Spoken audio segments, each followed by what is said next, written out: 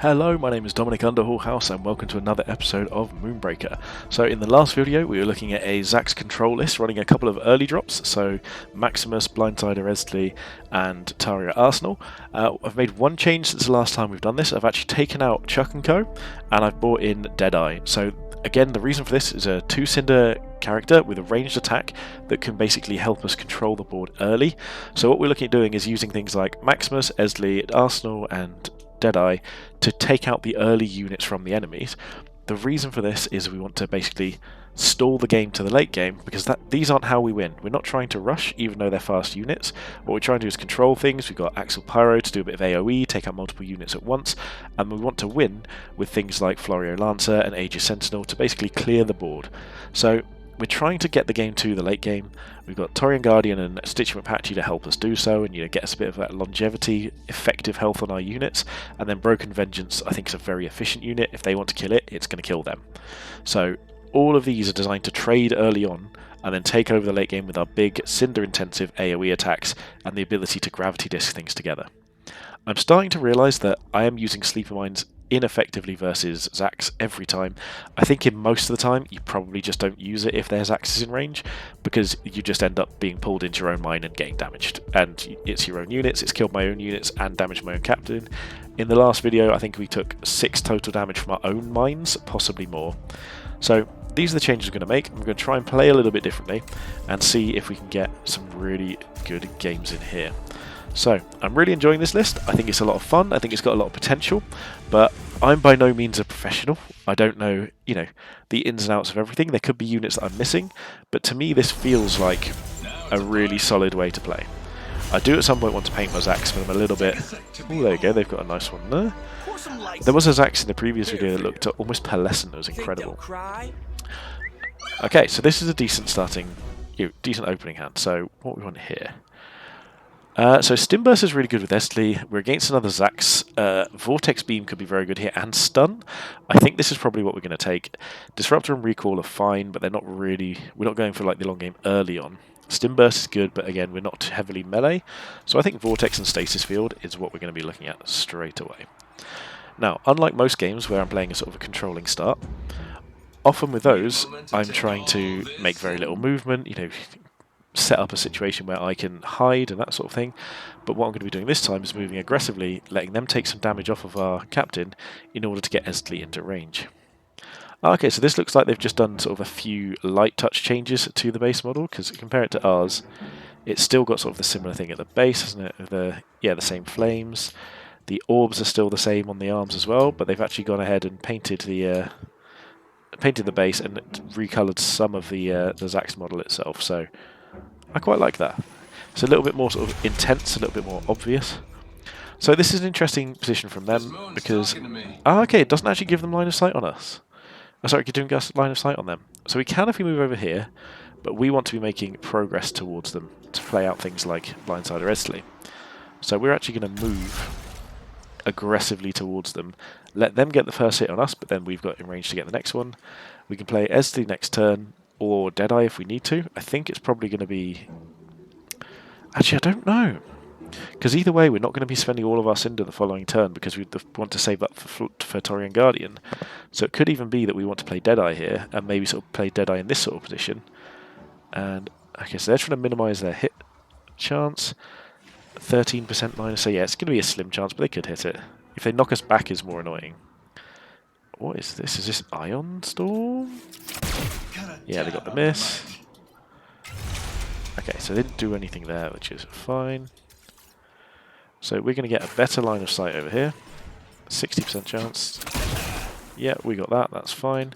And then I think here we're actually going to play Deadeye because Esli isn't going to be efficient until after the following turn anyway. So if we play Deadeye now, next turn we can play Esli, and then in the turn we need Esli to be buffed, we can play Taurian Guardian using all of our Cinder and then have access to Esli at 4 power. So we're the aggressor here, which is unusual for this sort of style that we want to play, but that's kind of what we're doing, is early aggression followed up by some late game units. So we want to make them... Okay, here's something I don't understand. Oh no, because they got moved back slightly, so that's why there's 1% less chance to hit. So what are they playing here? Crosshair, okay. And Fate Twister Tantan. So Tantan's interesting. I think there is a chance we try and just pull Tantan out and try and get a couple of hits there, because Tantan can make things awkward. I think that's what we're going to do, is just try and move Tantan further forward. Try and get some decent lines of sight onto Tantan as well. 50%, not bad. There we go, we've got it. Move over here.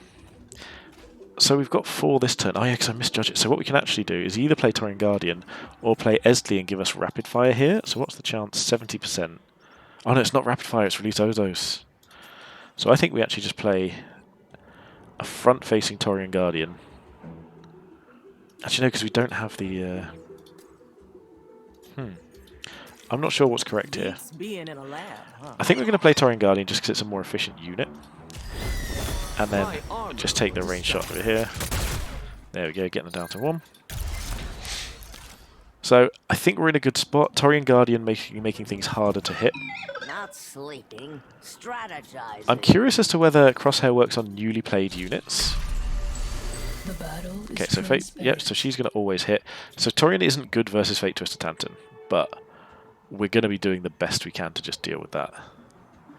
Everything moved, so the question here is, does Taurian Guardian count as not moving for having come in? I don't know the answer to that. So if it takes 6, then yes. No, okay, that's fine. So Fate Twister Tantan's the one we're going to want to try and kill here, but they're out of range. But what I think we can do, 40%. Yeah, this shouldn't hit, but it might do. I'm hoping not. It did, of course it did. So what I'm planning on doing here is actually stunning Crosshair, because Crosshair does the most damage. And then, are they going to play a mine? What are they playing? They've got a 3-drop. Yeah, there's... You've got to place it somewhere. Ah, Disruptor, okay. Disruptor's kind of okay, because that means we can just run away a little.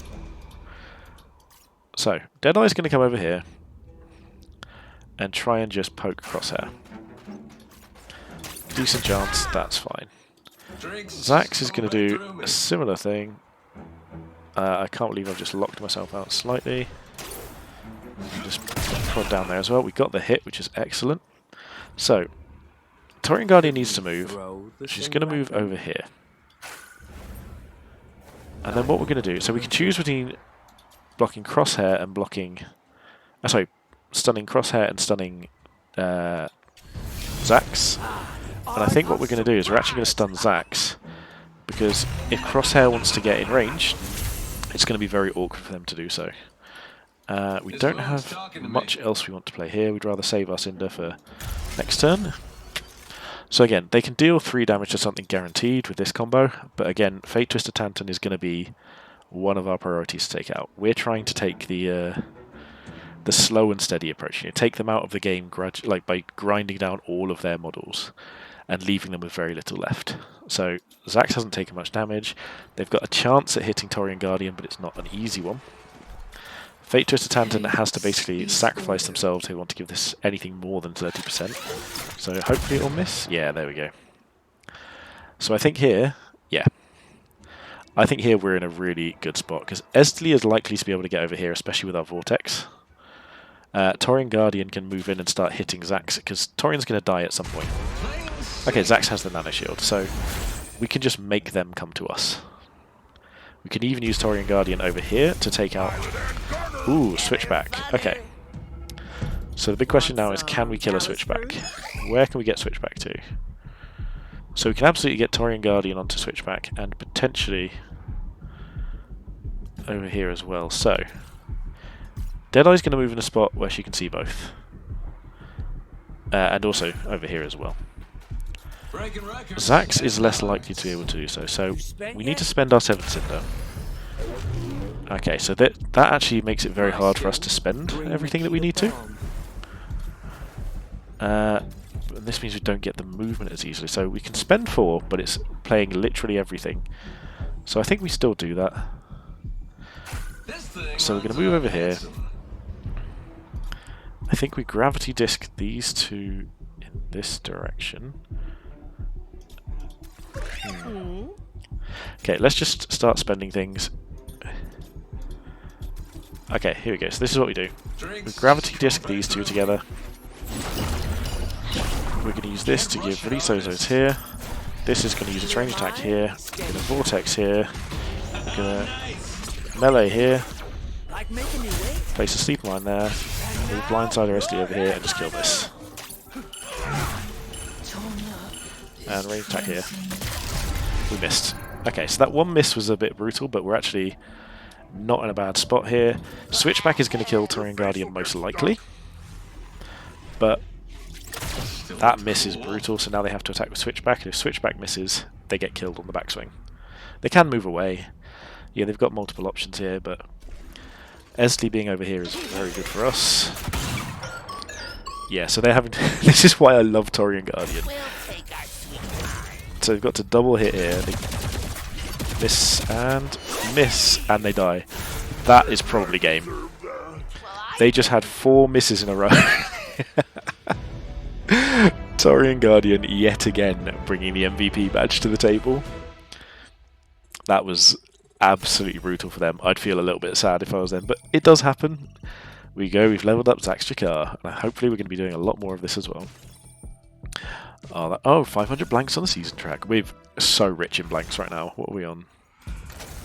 Let's go to the store. We've got nearly 3,000 blanks. Like, we're not going to run out of any options in the near future. What a good game that was.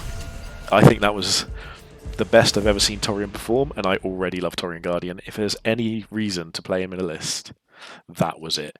We've just had him tank 4 hits and kill a switchback in the enemy's turn. Beautiful. So, we're against an Astralist. Maximus is a great early one. We want Axial Pyro. These are all good. And Axial... Oh, yes. Great choice. Okay, so Stowaway and Cinder Infusion really help us keep up with Astra. These are really powerful if we're going for the late game. We don't have Esley, so this is better. Orbital is obviously just powerful, but I think we should run with this for now and just try and go for a big, quick approach. So we can play early things, we can get some really solid movement out quickly. This is a good start in my opinion. They've obviously boosted morale, that's just the only thing they ever do. So we can get a potential line of sight over there, it's very limited. Let's go for 20% line of sight here. Just what's the chance? 19. Come on, get us the hit. No. Worth a try. And then Maximus behind the pillar in the middle, that is where he lives. So this is a good start in itself. We've got potentially 4 damage out on the board next turn, we've got a reinforce coming, and then we've got things like Axial Pyro coming as well. I wouldn't be surprised to see Astra maybe even move back. Yeah, this doesn't surprise me. Depending on if they play anything here is a question, because whatever they play is harder to hide from Maximus. Okay, they haven't played anything. So we're going to stow away. Okay, so we've got our Sentinel, we've got Tauri Arsenal. So we don't have any means here to get any line of sight on Astra. So what we're going to do is actually just move straight up here. And then we're going to do the same over here. Again, they can get line of sight on us, but it's not easy to do so. And we're just going to play an aggressive Tauri Arsenal. Next time we've got our Cinder Infusion, so we're probably playing our Sentinel and just laying it down somewhere over here. So other than this little section here, they have to come out to play. Because we have, basically we're leaving like this little section here as a room to hide in. Okay, what are they going to play here? Again, we've got, oh, they're just moving, so they're going to attack probably Maximus, because everyone knows Maximus is the hardest to kill. It's going to be, I mean, it looks like it'd be a jailbreak, but... Oh, it's Toxoid. Okay, and they can either haste and attack, and then kill it. Yeah, that absolutely works. So, Toxoid is going to be a challenge now, because they've got Cinder Infusion as well. This is going to be a hard Astra to beat. So Toxoid is great with Astra, because it just means that if they hit this with 90% chance, they just reinforce as well. That is a brutal start from them. So, we have got our own Cinder Infusion, we are going to be able to play our Aegis Sentinel, but I think for now we just need to try and take out their Toxoid and make it at least a little bit more difficult. So we'll go over here, poke Toxoid, get some damage in and move over here. Zax can get sight onto it. It's not a good line of sight, but we'll take it anyway. 40% chance. We got it. And now we put our Cinder Infusion out. And now that the Toxoid's gone, our Aegis Sentinel is actually going to come really aggressively up here, to the point that it's going to be very difficult for them to not have to deal with it. Because this covers most of the map now. So they can place things behind here, that's fine, but then we're going to get other lines of sight. We've got Axel Pyro and Stitching McPatchy coming, which are Axel Pyro next turn most likely. So again, they are ahead here in my opinion, but they don't have anything on the battlefield and we've got 2 units. So it entirely depends on what they do here. Corrosive. Yeah, they just deal 2 damage to us. Oh, they can obviously play something, give it haste. I don't think that's the right choice. But I suppose if that's all they can do. So if they've got a 3-drop, yeah, so... Broken Vengeance? Yeah? That's fine. We don't do much with it. Like, Broken Vengeance is awkward, but it's not amazing. Because it only damages crew, doesn't it? Yeah, it doesn't damage us. So, Stitching McPatchy is awful here, just to clarify, because Broken Vengeance can just chain back and forward with him until he dies. So, he's not melee either, so we can actually just smash him there. We can run around the... where do you want to be aggressive? Let's go passive for now. Because we're in a situation where we can start like my battle mask? giving us a little bit more of an angle. So we're going to go here to try and get a hit onto Astra. I believe we should... Okay, there we go. We should have been able to get one. We'll move back here to make it as hard as possible for him to hit us. Get our reinforce in. So, our own Broken Vengeance is really good here. So I think we actually just place our Broken Vengeance next to theirs, or... We've got 4 left.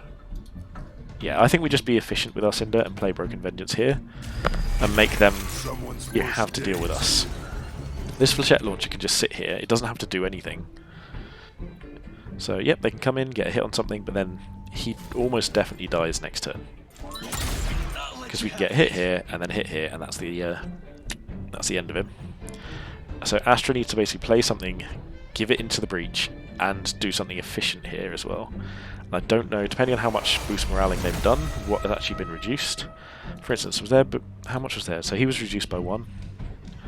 So they could potentially have like a free switch back here, which could do the job. But again, standing in the Flechette range is interesting. Yep, they can haste up switchback, do 6 damage, so they can potentially take out Maximus. But if they do so,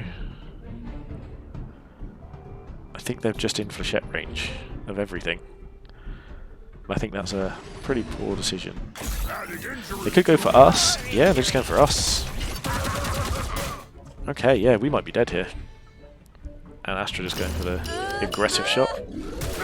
Yeah, sure. Okay, so now Stitching McPatchy is absolutely our play. The question is, can we take out everything with our Flechette? So Flechette's got them in range. So we know 2 damage onto this is optimal, so let's just take that first. But it pushes back. How far is the range for the Flechette?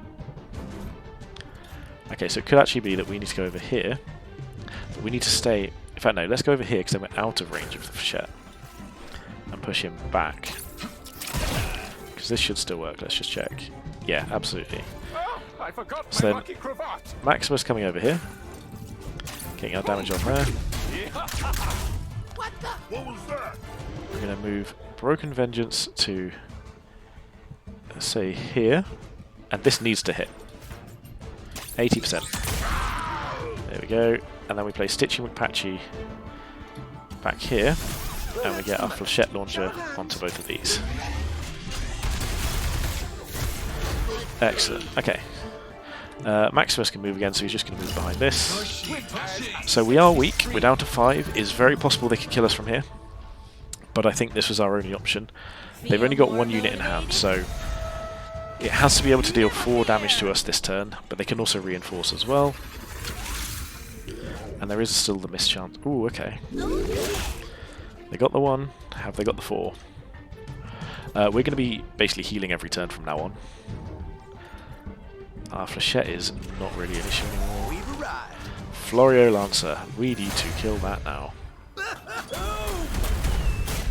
Okay, what can we do about that? So we can gain 4 health. Just gets that, so let's reinforce. And let's Cinder Infusion. So what's Florio's range? Bombard is massive range. Okay, so I've seen things. we need... Can we get the Flechettes to hit over there? We cannot. So I don't know if we can do 8 damage. I also don't know if we can get out of range of everything. So let's just start by doing this. Maybe get a crit. Okay, a crit is good. Big and strong. So there is a world in which we can deal with this. It's not a likely one. So Stitching McPatchy needs to come here. And Nutrient Syringe Zax no matter what. We need to bring Zax over here and see if we can... I don't know how we can do this. Maybe if we bring him over here we can Gravity Disc. I don't think that's going to do it, but we have to try. I don't think that puts him in. If anything, that's worse. Oh dear. Want me? I'm right over here. Okay, so let's Sleeper Mine over there. Stick our range attack onto Florio. We missed everything. I guess we range attack here. Overcompensating? Oh, I pressed the wrong button. So we're probably dead here. They just have to get a hit with Astra. Oh no, they got Corrosive. Yes, they still have to get the hit with Astra. But Astra's got a very high chance of hitting us right now. Yep. So basically we're relying on whatever % mischance we can get from Astra here is the only option we've got. 9% chance, yeah. I think we just took too much damage too quickly there. Still, I like how that played out. It was a very difficult situation. So if we'd have played Stitch McPatchy a turn earlier, we'd have been okay, but we'd have had less damage. The Flechette launcher was a bit of an issue. Maybe I should have just been trying to run away from Florio. Again, these are all things I'd love to hear your opinions on, because what I'll do is, if anyone leaves a comment, things like that, telling me, you know, at this point you should have done this, I'm the sort of person who will absolutely go back through the video, pause it at the time, and look at your suggestion and think, you know, would that have worked, would that not? So I would love to hear that from you, if that's something you're thinking of. Okay, so one thing to notice, in the last 2 videos, we've not seen any Extiliors at all. So I get the feeling that people aren't, you know, playing that as often as they might. Here we've got Escape Hatch could be interesting. Corrosive and Stimburst. I want to try Escape Hatch. I mean, at the very least we've got a Broken Vengeance we can bring down. Orbital's obviously great, but we've got some expensive units. So Florio Lancer coming down on turn 3 is pretty solid. Like, it uses a lot of our Cinder from that point forwards, but that's fine. Like, if it's doing enough, just that, if it's doing enough, then we're absolutely fine. So this is going to be one of those games where, again, we're moving aggressively, we're trying to play Maximus out as early as possible, following up with Deadeye, and then in the same turn being able to bring out a Broken Vengeance, not Broken Vengeance, a Florio Lancer is very powerful. So I think we just want to be just about here, make it as hard as possible to hit us, and then the turn. Maximus is again increasing in value in my opinion in lists like this, because a cheap trading unit, you know, poking some damage, moving away, making it harder for them to take us down early, and Maximus, because we can move in, shoot, move back again, gives us that distance between our commander, our captain, and their damaging units. So it's not always going to work, it's not always going to be the case, but it's a definite bit of a... Oh wow. What was the chance there? I'm going to have a look on the backswing and see what that would have been. So who are they playing? Little hidey hole. This could be like an Estley themselves, or something much more dangerous. Is there a Maximus? Okay. Just kidding. So that chance was 38. It's not too bad. I've got plans soon. Okay, so I think our plan here is actually going to be just to vortex their Maximus over this way as far as we can get, so we can start moving a bit of damage onto him straight away. So we're going to move here to get the highest chance of hitting. Get 99. Perfect, and move back exactly where we came from. Then Zax is going to move over here and again go for the highest chance we can get. Perfect. And then because we're up here, we can actually play Deadeye over this side. And then the following turn, we can actually use a few abilities and then play Florio Lancer down for free. So, again, we're in a decent spot here. They've got 3 Cinder, but then it's been reduced a couple of times already. Yeah. This is the thing that confuses me, is why people often go for captains over crew. So obviously it's an aggressive thing to do, but I think we're in a spot where our crew are going to be the ones winning the game for us. So if you take the crew out, what can we do? So like here, for instance, Deadeye. Ooh, switchback. Okay.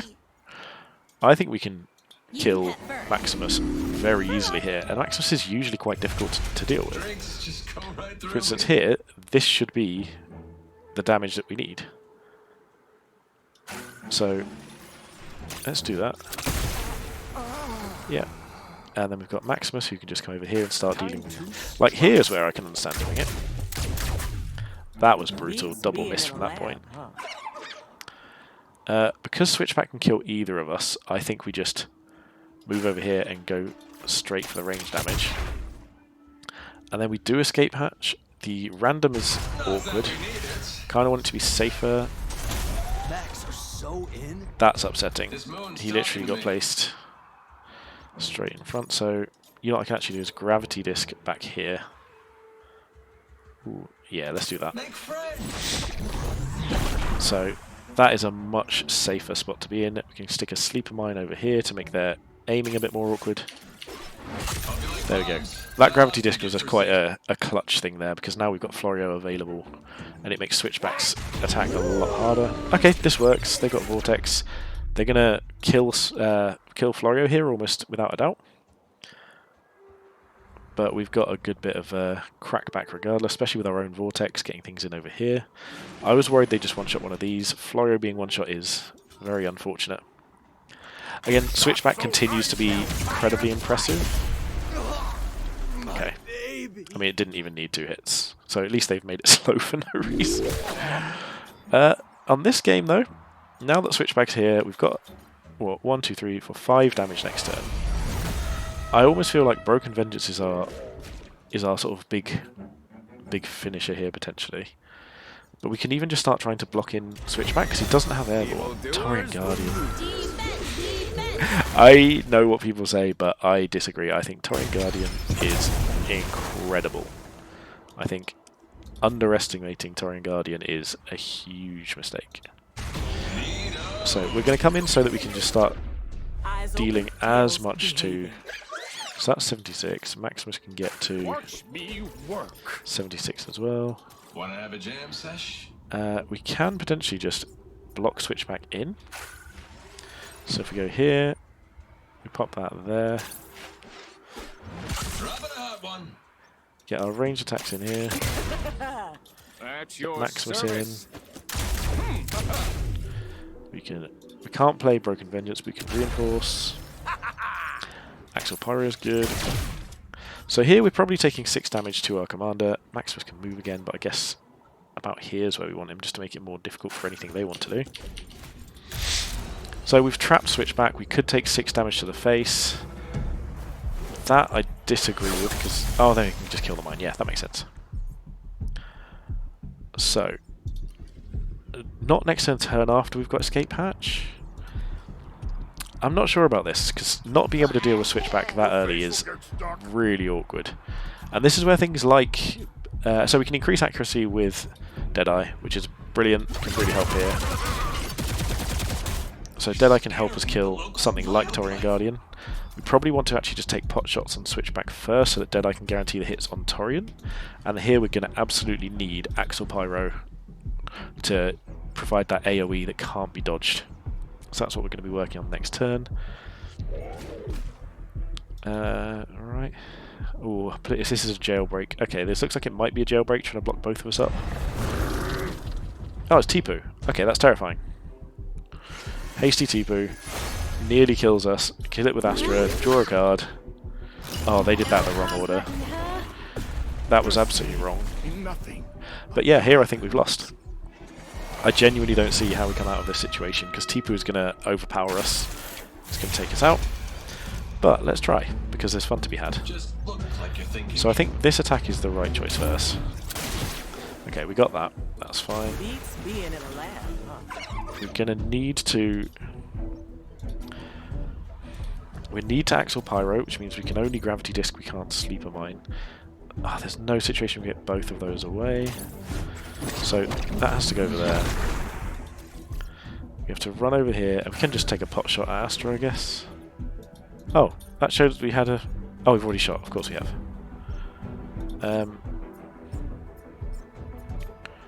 I guess we take a range shot here, because we can. Move away. It's okay. And then over here we need Axle Pyro. So, just behind. I'm not feeling confident here. I feel like these two are absolutely going to tear us apart, but luckily we're keeping just out of range. Oh, they've got Vortex. Okay, yeah, we're dead. They can deal 7 to us this turn. If they can get Astra, that's 8, putting us down to 1 life. They just need to move first and to accurately do this, or they can just pull us in. I do sometimes think that the assists in general, like all of them, need to be slightly smaller range. So like...